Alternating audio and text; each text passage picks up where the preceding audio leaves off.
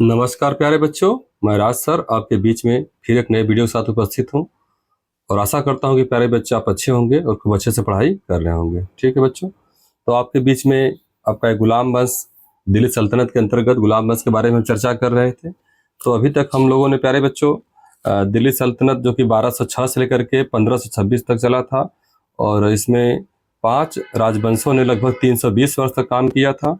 ठीक है, और इसमें गुलाम वंश, खिलजी वंश, तुगलक वंश, सैयद वंश और लोधी वंश के बारे में हमको चर्चा करनी, जिसमें कि गुलाम वंश के बारे में आपसे चर्चा कर चुके हैं प्यारे बच्चों। और उसी के अंतर्गत जो कि गुलाम वंश में लगभग 11 शासकों के द्वारा शासन किया जाता है। ठीक है, उसमें कुतुबुद्दीन ऐबक, आराम शाह, इल्तुतमिश, रुकनुद्दीन फिरोज, रजिया सुल्ताना, मुइजुद्दीन बहराम शाह, अलाउद्दीन, मसूद शाह, नासिरुद्दीन महमूद, गयासुद्दीन बलबन और कैकुबाद क्यूमर्स इत्यादि के बारे में हमको चर्चा करनी है, जिसमें कुतुबुद्दीन ऐबक के बारे में, आराम शाह के बारे में हमने चर्चा कर लिया है और इल्तुतमिश से संबंधित कुछ बातों पे हमने बातचीत कर ली है। ठीक है बच्चों, और इल्तुतमिश जैसे कि इल्तुतमिश गुलाम वंश का तीसरा शासक था और इल्तुतमिश का शाब्दिक अर्थ ही होता है साम्राज्य का स्वामी होना। और ये किस वंश से बिलोंग करता था? मुइजी वंश या शमसी वंश से। ठीक है बच्चों, और इसके बाद हमने ये भी देखा था कि इल्तुतमिश ने नासिरुद्दीन कुवाचा के ऊपर आक्रमण किया और फलतः सिंध पर नदी में कूदकर उसने कौन से हत्या कर लिया था। ठीक है, और इसके बाद ही क्या हुआ कि इल्तुतमिश को विदेशों से क्या है कि इनको धमकियां या जो है चीजें मिलना शुरू हो गया था। ठीक है, तो उसी के क्रम में अब हम देखेंगे कि मंगोल आक्रमण का खतरा। ठीक है बच्चों, आइए देखते हैं कि वर्ष 1221 ईस्वी में इल्तुतमिश, फिर से देखते हैं,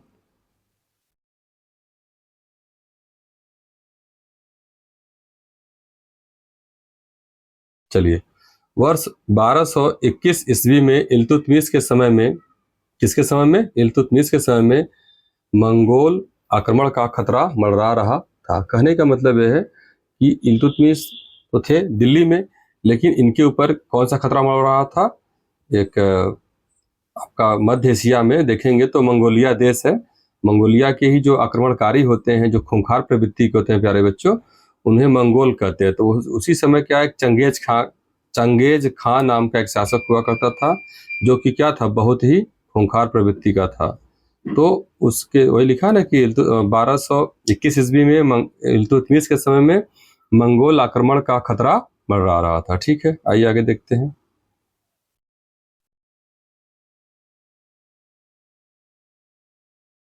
चलिए, इस समय मंगोलिया में मंगोल नेता चंगेज खां का उद्भव साम्राज्यवादी शासक के रूप में हुआ। ठीक है, कहाँ का रहने वाला था? मंगोलिया देश है, और वही का नेता था मंगोल, और जिसका नाम क्या था? चंगेज खां। आप लोगों ने नाम सुना होगा बच्चों। इसने साम्राज्य विस्तार करने के क्रम में ईरान के ऊपर क्या कर दिया? ईरान के ऊपर आक्रमण किया और यहाँ के शासक शाह को पराजित कर दिया। मतलब शाह कहाँ का शासक था बच्चों? ये जो शाह था, ये जो शाह शासक कहाँ का था? ईरान का था। तो जो मंगोल नेता था या मंगोल आक्रमणकारी था चंगेज खां, यह ईरान के एक शासक थे जिनका नाम था शाह। तो उसने क्या कर दिया? साम्राज्य विस्तार के करने के क्रम में ईरान के ऊपर आक्रमण किया और यहाँ के शासक शाह को पराजित कर दिया। क्या कर दिया? पराजित कर दिया। और यह कैस्पियन सागर की तरफ, ये जो ऊपर कैस्पियन सागर है उधर की तरफ क्या हो जाता है? यह कैस्पियन सागर की तरफ भाग गया। कौन भाग गया? शाह भाग गया। ठीक है, शाह कहाँ का शासक था? ईरान का शासक था। ईरान पर किसने आक्रमण किया था? चंगेज खां ने। चंगेज खां कैसा नेता था? मंगोल नेता था। ठीक है, और किस देश का था? मंगोलिया देश का। ठीक है बच्चों, कौन भाग गया? शाह। कहाँ का शासक? ईरान का। तो कैस्पियन सागर की तरफ भाग गया, लेकिन ईरान के शाह का पुत्र जिसका क्या नाम था बच्चों? जलालुद्दीन माकबरनी। थोड़ा सा नाम टेढ़ा है, याद कर लीजिए मेरे साथ। ईरान के जो शासक थे जिनका नाम था शाह, और उस शाह के पुत्र जलालुद्दीन माकबरनी पराजित होकर भारत की तरफ भागता हुआ आया। कहने का मतलब यह है कि ये जो शाह का पुत्र था जलालुद्दीन माकबरनी, शाह तो चला गया उधर कैस्पियन सागर की तरफ चला गया, लेकिन उनका बेटा भाग कर किधर चला आया, ये भारत की तरफ चला आया। तो भारत का जैसे इस तरीके से आप ये बॉर्डर जो यहाँ पे था, तो लगभग ये शाह का बेटा जलालुद्दीन जो माकबरनी है, ये भागते हुए यहाँ तक आ गया। ठीक है, आने के बाद क्या किया कि इसने अपने एक जो दिल्ली में यहाँ पर है आपका ये इल्तुतमिश बैठा हुआ है, इल्तुतमिश अपना एक दूत भेजता है, वहां से अपना एक दूत भेजता है कि जाइए और इनसे बोलिए कि मैं आपके यहाँ शरण लेना चाहता हूँ।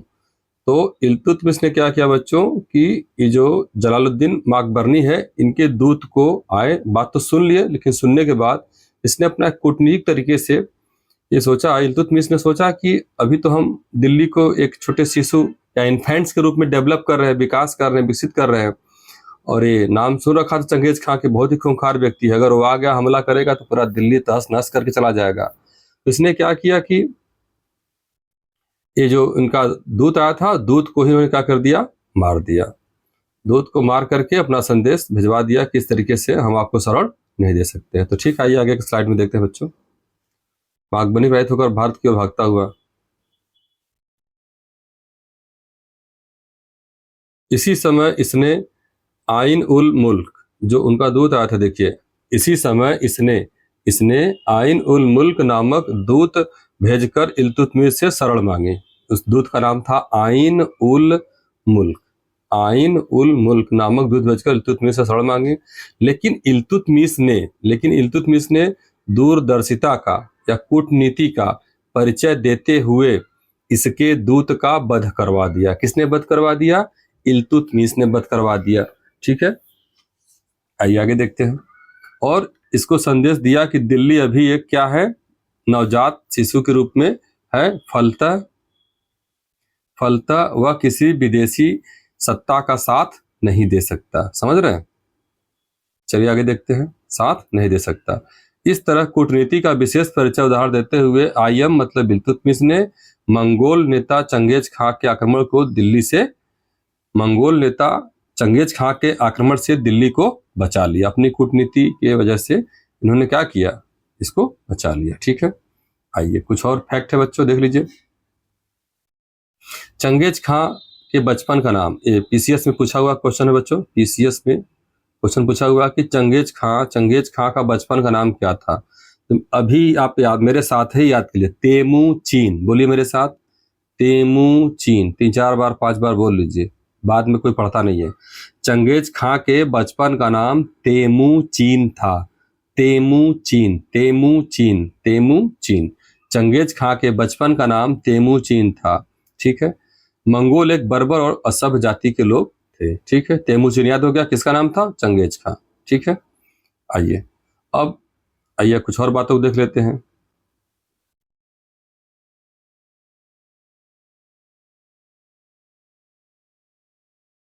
मुद्रा संबंधी, कहने का मतलब है कि जो इल्तुतमिश था प्यारे बच्चों, ये इल्तुतमिश क्या था? मुद्रा विशेषज्ञ था। जब ये सुल्तान नहीं बना था तब ये मुद्रा विशेषज्ञ के रूप में काम करता था। कौन काम करता था? इल्तुतमिश काम करता था।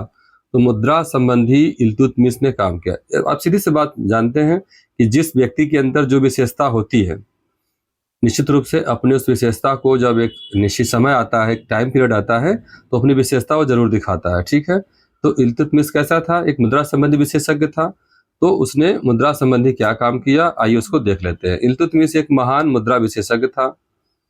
इसने दिल्ली सल्तनत में पहली बार मुद्रा व्यवस्था का सृजन किया। मुद्रा व्यवस्था का मतलब विभिन्न प्रकार की मुद्राओं का चलन शुरू किया। किसने किया? इल्तुतमिश ने किया। कहाँ पे किया? दिल्ली सल्तनत में। इसने चांदी नामक धातु में टंका, ये बहुत इंपॉर्टेंट फैक्ट बता रहा हूं, इसने चांदी नामक धातु में टंका नामक सिक्का जारी किया और यह पूरे दिल्ली सल्तनत में प्रचलन में रहा। तो इसने 2 सिक्कों को जारी किया था, जिसका नाम था एक टंका। कपड़ा उतारी हो। तो ठीक है बच्चों, तो जो इल्तुतमिश थे उन्होंने 2 तरह के सिक्कों का प्रचलन में लाया था, चांदी नामक धातु में टंका नामक सिक्का, और यह पूरे दिल्ली सल्तनत प्रचलन में रहा। इसने तांबा नामक धातु में जीतल नामक सिक्का चलाया था। ठीक है, तांबा नामक धातु में जीतल। देखिए जब पूछेगा, देखिए दो चीजों को आप याद रखना है। एक मिनट, पहले मैं थोड़ा सा हटा लेता हूं इसको। अब आपको दो चीजों का याद रखना है, तो बस यही आपका एग्जाम में आएगा, टंका और जीतल। ये दो तरह के सिक्के किसने चलाया था, तो आप सीधा सीधा कहेंगे इल्तुतमिश ने, टंका और जीतल। तो जीतल जब पूछेगा कि जीतल किस धातु में बना था, चांदी में कि तांबा में, तो देखिए जीतल, जीतल में ही त छुपा हुआ है, तो इसे आप हमेशा के लिए याद कर लीजिए, तांबा। क्या हो जाएगा बच्चों, तांबा। तो जीतल नामक जो सिक्का बनाए थे इल्तुतमिश, वो किस धातु में बनाए थे, तो आप बताएंगे जीतल यानी कि तांबा। बस एक याद कर लीजिए, जीतल यानी कि तांबा, जीतल यानी कि तांबा। और टंका क्या हो जाएगा, चांदी। टंका क्या हो जाएगा बच्चों, चांदी। क्या हो जाएगा, चांदी में। ठीक है, आइए आगे देखते हैं। इक्ता व्यवस्था बहुत इंपॉर्टेंट चीज है, इसको देख लेते हैं। इक्ता व्यवस्था, पहले तो हम ये जाने कि इक्ता का मतलब क्या होता है। इक्ता फारसी भाषा है, अरबी भाषा है, इससे भी प्रश्न बन सकता है। तो आप जानिए कि इक्ता कौन सी भाषा है बच्चों, अरबी भाषा का शब्द है इक्ता व्यवस्था। इसका शाब्दिक अर्थ क्या होता है, भूमि होता है। इक्ता का शाब्दिक अर्थ क्या होता है, भूमि। ठीक है, और इल्तुतमिश ने अपनी प्रशासनिक व्यवस्था को सुव्यवस्थित करने के लिए अपने साम्राज्य को इक्ता अर्थात प्रांतों में बांट दिया था। कहने का मतलब यह है कि इल्तुतमिश बहुत ही समझदार व्यक्ति था और उसने इक्ता व्यवस्था लागू करते हुए, पहले तो अरबी भाषा था, अरबी भाषा का शब्द है और इसका मतलब भूमि होता है। तो जो ये प्रांत इन्होंने अपने जो पूरा साम्राज्य था उसको छोटे छोटे और बड़े बड़े कई साम्राज्य में, इसको कई प्रांतों में इनको क्या कर दिया, विभाजित कर दिया। ठीक है बच्चों, कहने का ये मतलब है। इल्तुतमिश के समय में बड़ी और छोटी प्रकार की व्यवस्था थी।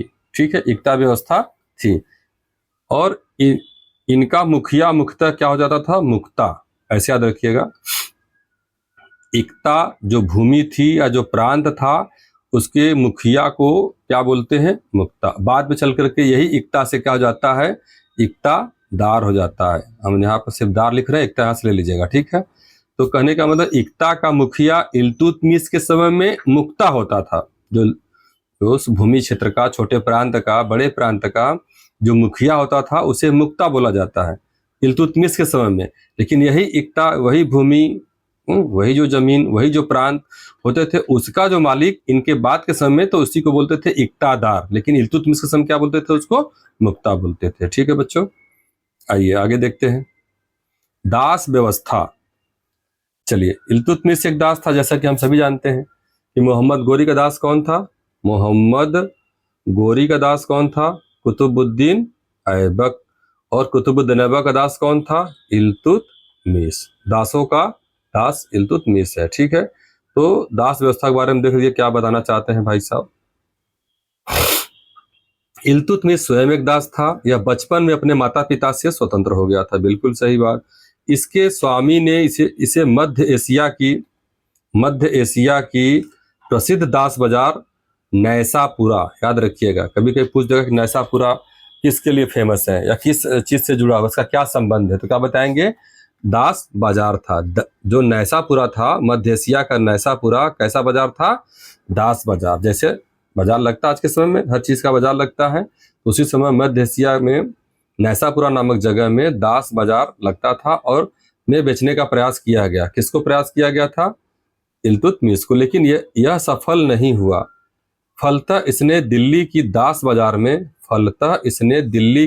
बाजार में मोहम्मद गोरी के दास के बीए मतलब कुतुबुद्दीन ऐबक को बेच दिया। किसको बेच दिया, कुतुबुद्दीन ऐबक को बेच दिया।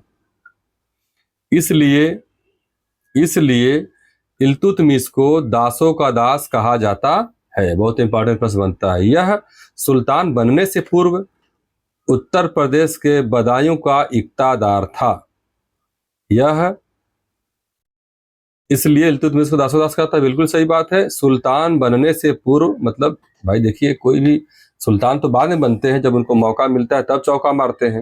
लेकिन इसके पहले कहीं न कहीं आप इक्तादार के रूप में, कहीं सेनापति के रूप में, कहीं एक सैनिक के रूप में, आप सबका इतिहास उठा लीजिए जो भी बाद में सुल्तान बने हैं, तो कहीं न कहीं कुक के रूप में ठीक है।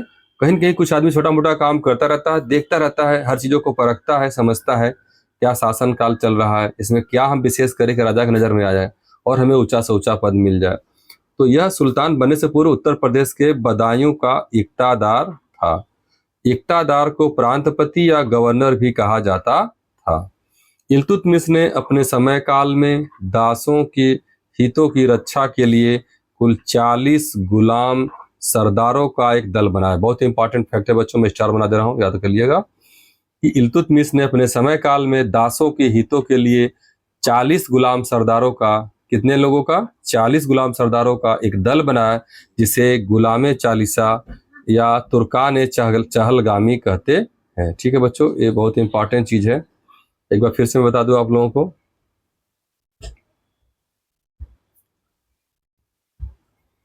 तुर्कान ए चहलगामी, ये पूछा जाता है कि किसने, आप सीधा प्रश्न पूछेगा कि गुलाम चालीसा या तुर्कान ए चहलगामी का प्रारंभ किसने किया था, तो आपका बस एक ही उत्तर होगा, क्या, इल्तुतमिश।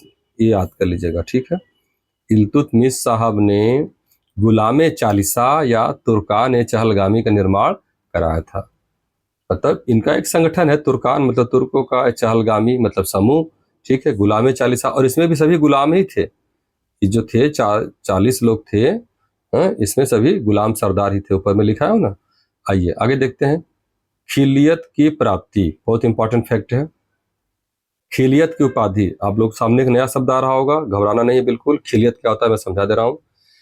इल्तुतमिश दिल्ली सल्तनत का पहला वैध शासन सुल्तान था। इल्तुतमिश, ये जो इल्तुतमिश था, दिल्ली सल्तनत का पहला वैध सुल्तान था। अभी सारी बातें नीचे आ जाएंगी, देख लीजिएगा। इल्तुतमिश दिल्ली सल्तनत का पहला वैध सुल्तान था, ठीक है। इल्तुतमिश को खिलियत अर्थात वैधता की प्राप्ति, वैधता की प्राप्ति, अब देखिए कहां से मिलता है, बगदाद के खलीफा, इंपॉर्टेंट फैक्ट है, बगदाद के खलीफा अल मुंतसिर बिल्लाह, इधर 2-3 बार बोलिए, अल मुंतसिर बिल्लाह से मिली थी। याद रखिए बच्चों, अल मुंतसिर बिल्लाह से मिली थी। कहने का मतलब यह है कि बगदाद के खलीफा हुआ करते थे उस समय, जिनका नाम था अल मुंतसिर बिल्लाह, जो कि वह किसी चीज का एक वैधता पत्र देते थे, या मतलब प्रमाणित करते थे कि हाँ ठीक है, अब आपसे आप एक सुल्तान के रूप में आप यहाँ पर हर चीज करिए। तो जो एक वैधता पत्र होता था या वैधता जो प्रमाणित करते थे, उसी को क्या बोलते हैं बच्चों, खिलियत। और कौन देता था, ये बगदाद के एक खलीफा थे, बगदाद के एक खलीफा थे जिनका नाम था अल मुंतसिर बिल्लाह, से उनको मिली थी। चलिए आगे देखते हैं।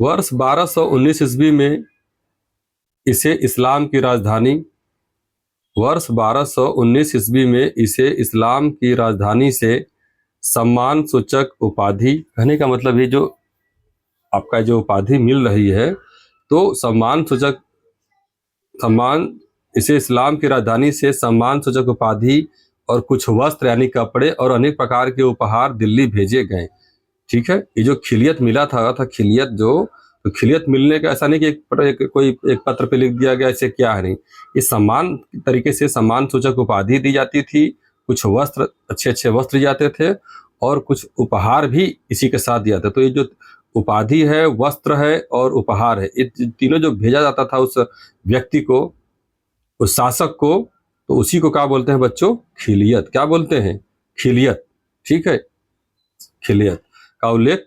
हाँ, और इस खिलियत का उल्लेख कहाँ पे मिलता है, मिन्हास उज सिराज में, मिन्हास उस सिराज की पुस्तक तत्कात ए नासरी में मिलता है, ठीक है।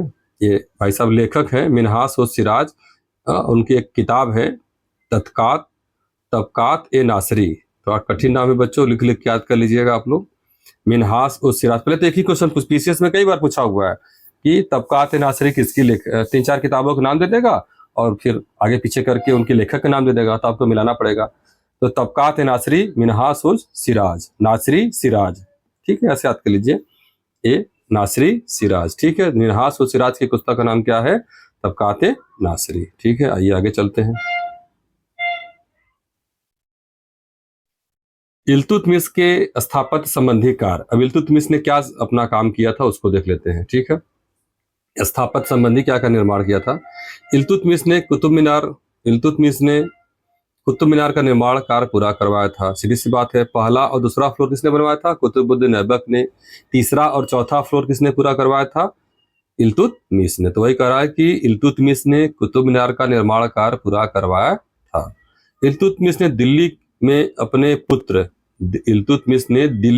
अपने पुत्र नासिरुद्दीन का मकबरा भी बनवाया था। कहने का मतलब है कि उन्होंने मकबरा शैली का निर्माण अगर दिल्ली में सबसे पहले किसने शुरू किया था? तो इल्तुतमिश ने शुरू किया था। अभी देख रहे हैं, इल्तुतमिश ने दिल्ली में अपने पुत्र, यानी कि इनके जीवित रहते ही इनके जवान बेटे, इनका क्या नाम था? नासिरुद्दीन का इंतकाल हो गया, देहांत हो गया, मृत्यु को प्राप्त कर लिए।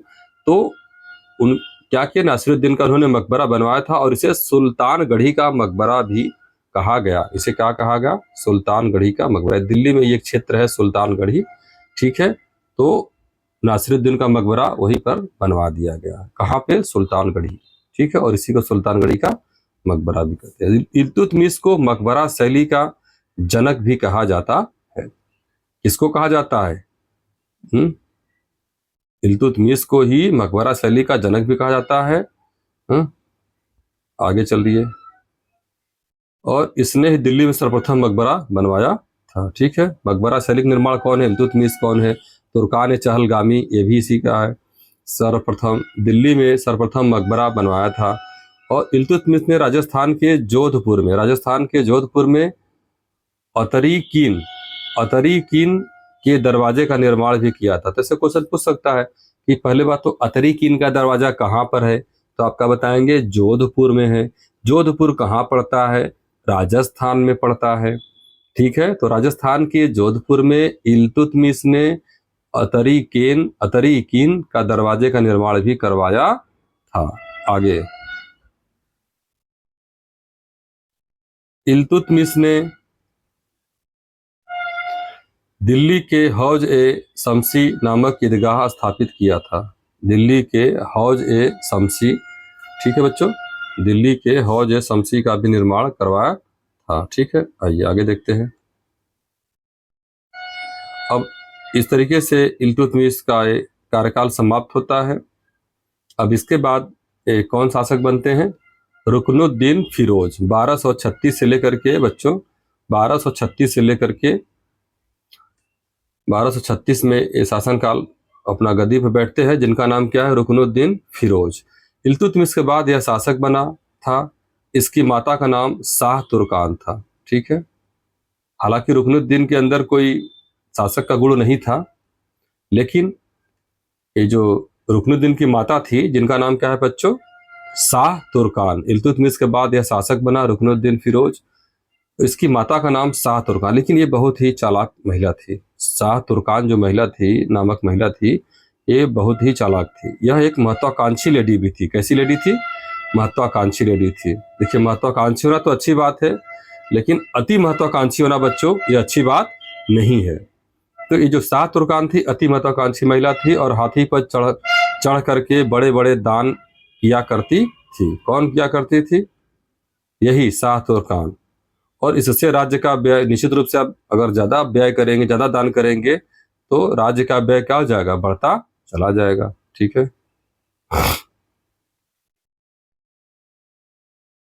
दूसरी तरफ जनता के ऊपर करारोपण की दर भी बढ़ा दी। कहने का मतलब यह है कि इससे जनता नाराज हो गई। मतलब ये जो जनता थी, भोली भाली जनता, इनका जो टैक्स वसूलते थे, वह टैक्स, उसके रेट को क्या कर दिया? बढ़ा दिया गया। दूसरी तरफ जनता के ऊपर करारोपण की दर भी बढ़ा दी, जिससे जनता बिल्कुल परेशान थी। इसी समय, कहने का मतलब यह है, ये जो अमीर हुआ करते थे दिल्ली के बच्चों, उन पर टैक्स नहीं लगा रही है। दिल्ली के अमीर वर्ग वहां पर है, तो अमीरों के ऊपर इन्होंने अपना जो करारोपण था उस पर नहीं लगा, बल्कि जो वहां की भोली भाली जनता थी उसके ऊपर उन्होंने टैक्स लगा दिया। इससे जनता वहां की बिल्कुल परेशान हो गई। कहाँ की जनता? दिल्ली की जनता। इसी समय शुक्रवार के दिन, जैसा हम सभी लोग जानते हैं कि ये जो नमाज अदा की जाती है, कहाँ की जाती, किस दिन की जाती है?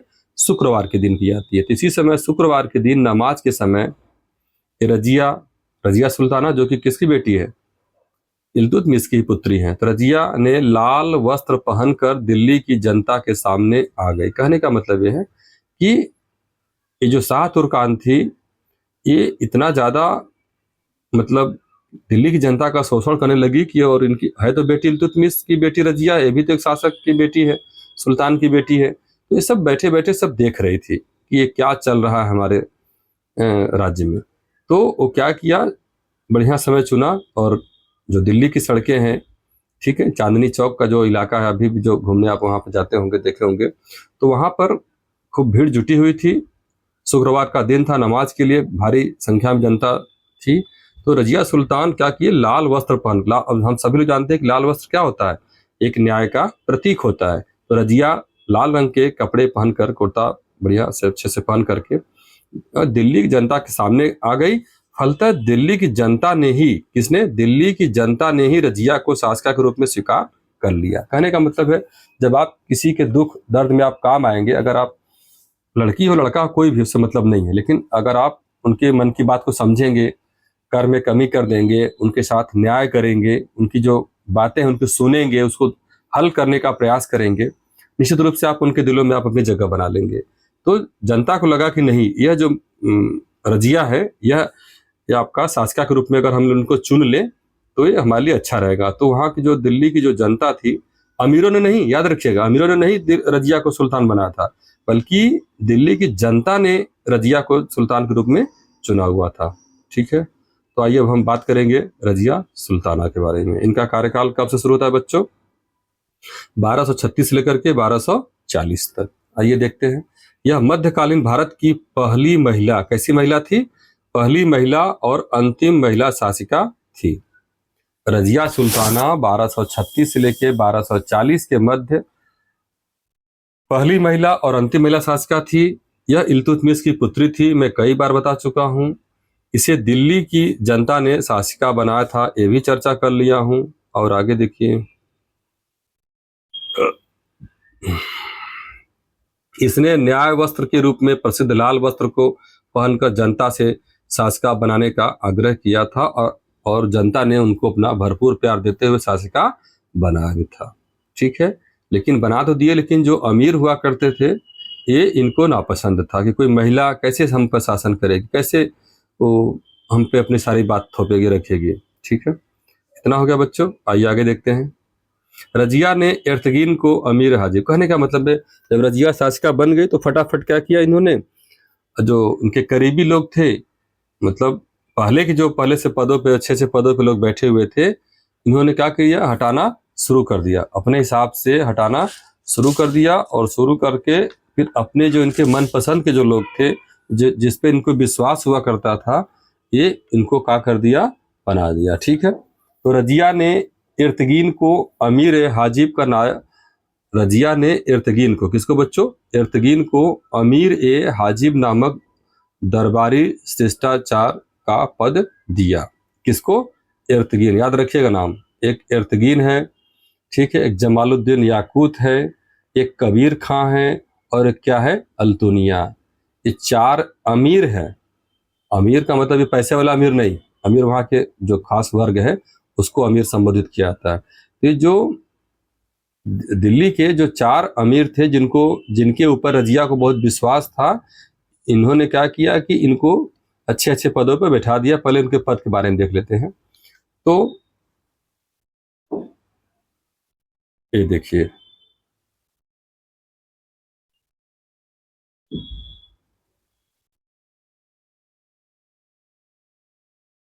एर्तगीन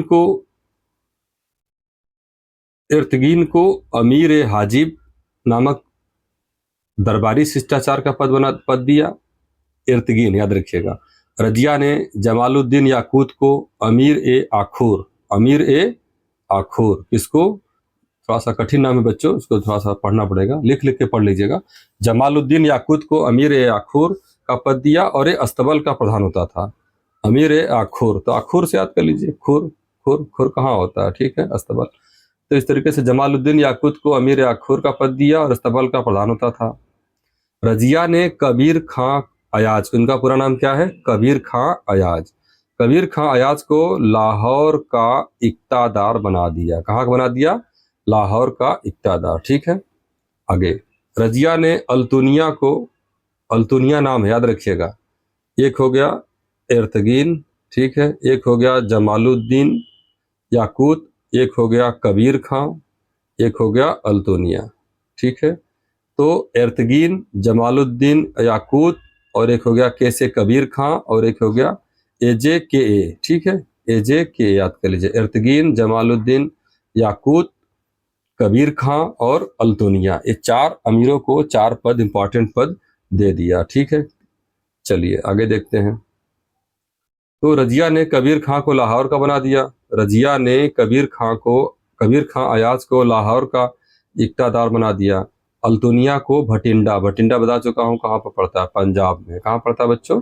भटिंडा पंजाब में पड़ता है। तो रजिया ने अल्तुनिया को भटिंडा का प्रांतपति बना दिया। रजिया क्या करती थी? देखिए दो टर्म याद रखिएगा, कुलाह और कुबाह, जिसमें ब आएगा, कुबाह, कुबाह का मतलब कुर्ता, ये कभी कभी टर्म पूछ सकता है, बड़े एग्जाम में, छोटे एग्जाम में नहीं पूछेगा। कुबाह और कुलाह को धारण करके सिंहासन पर बैठे लगी। पगड़ी और कुर्ता, जैसा कि है ना, कुर्ता पहनते ना, जैसे पुरुष वर्ग पहनता है, तो उस तरीके से रजिया भी क्या करती थी? कुर्ता पहनने लगी, और कुला यानी कि पगड़ी भी धारण करके सिंहासन पर क्या करने लगी? बैठने लगी। इससे दिल्ली के अमीरों में रजिया के खिलाफ प्रतिशोध की भावना व्याप्त होने लगी। एक महिला होकर के पगड़ी कुर्ता पहन के पुरुषों वाला भेष धारण करके सिंहासन पे बैठने लगी, तो जो वहाँ के थे अमीर थे, अमीरों के अंदर क्या होने लगा? एक जलन की भावना पैदा होने लगी। तब क्या होता है बच्चों? आशा करता हूँ बातें समझ आ रही होगी, और थोड़ा देख लीजिए। उपर्युक्त वर्णित चारों अमीरों ने, उपर्युक्त वर्णित जो भी मेरे चारों को बताया है, एर्तगीन, जमालुद्दीन याकूत, कबीर खां अयाज और अल्तुनिया, तो उपर्युक्त वर्णित चारों अमीरों ने षड्यंत्र करना प्रारंभ कर दिया, और इसी की शुरुआत कबीर खां अयाज ने लाहौर से की। ठीक है, जो लाहौर में किसको बनाया गया था? कबीर खां अयाज को। तो सबसे पहले मतलब चारों के बीच में पहले मंत्रणा हुई। मंत्रणा होने के बाद कहा कि शुरुआत कौन करेगा? शुरुआत किसने शुरू किया था? कबीर खां अयाज ने। ठीक है, कबीर खां अयाज जो कि लाहौर का इक्तदार बनाया गया था, सबसे पहले उसने ही अपना विरोध करना शुरू किया। चारों विरोध करना था, उसकी शुरुआत कबीर खां अयाज ने लाहौर से की। ठीक है, अयाज के विरोध को रजिया ने समाप्त कर दिया। रजिया कहाँ बैठने वाली थी तो इल्तुतमिश की पुत्री थी।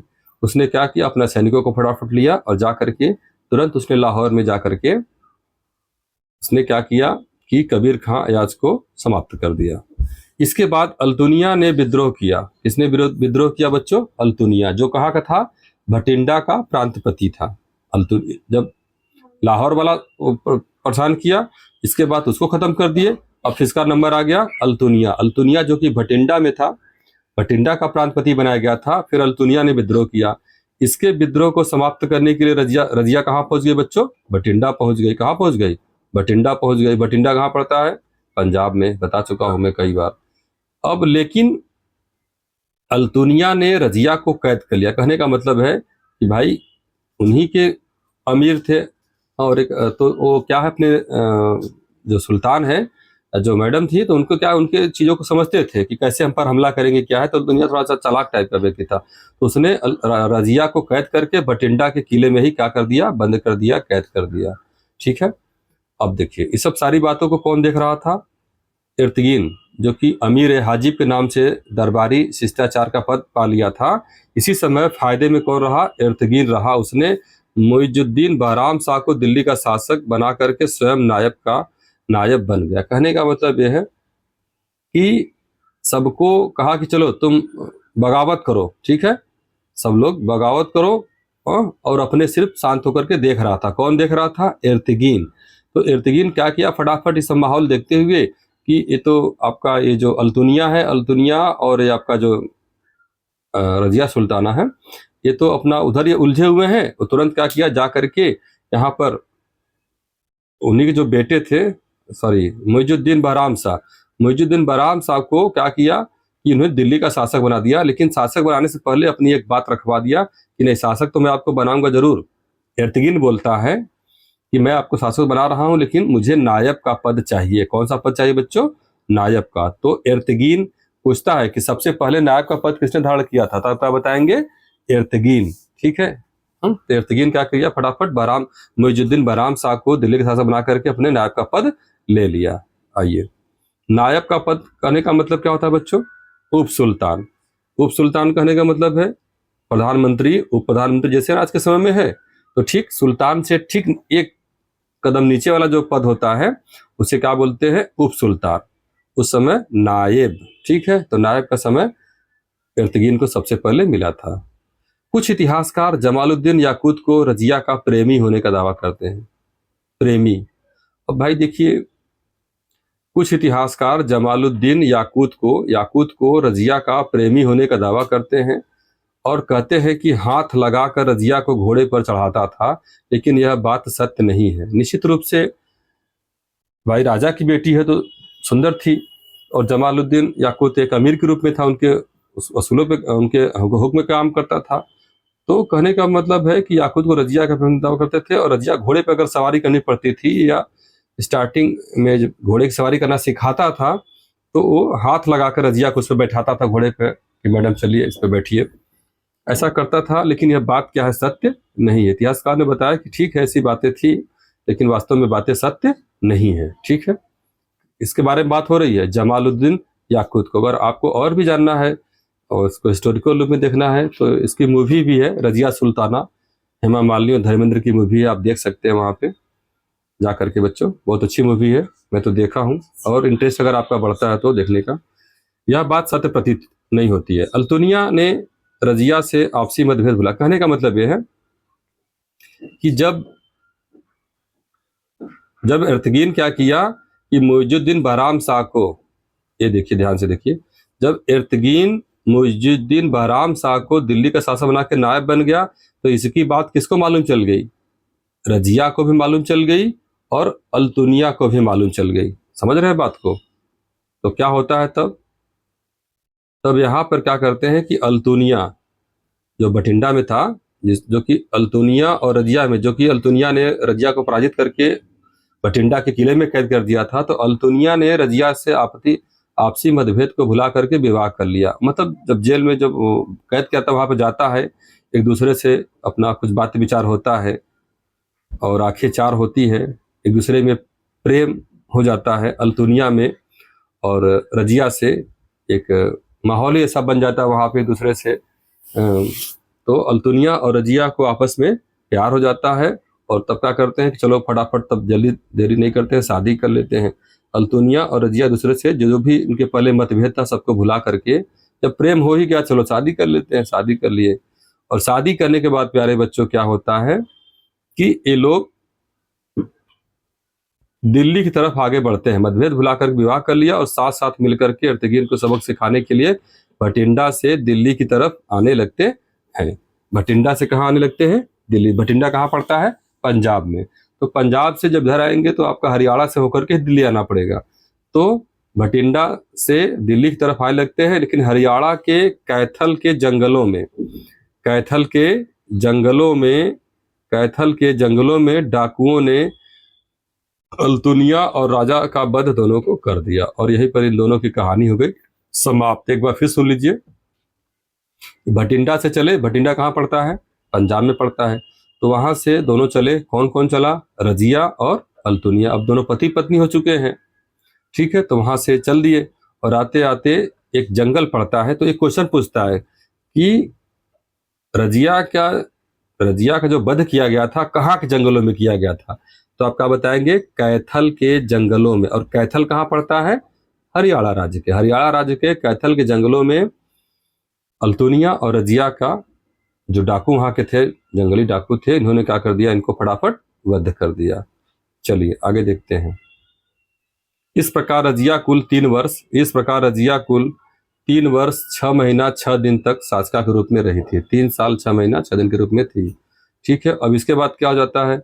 मुइजुद्दीन बहराम शाह कौन शासक बनता है? मुइजुद्दीन बहराम शाह, आगे देखते हैं इनके बारे में।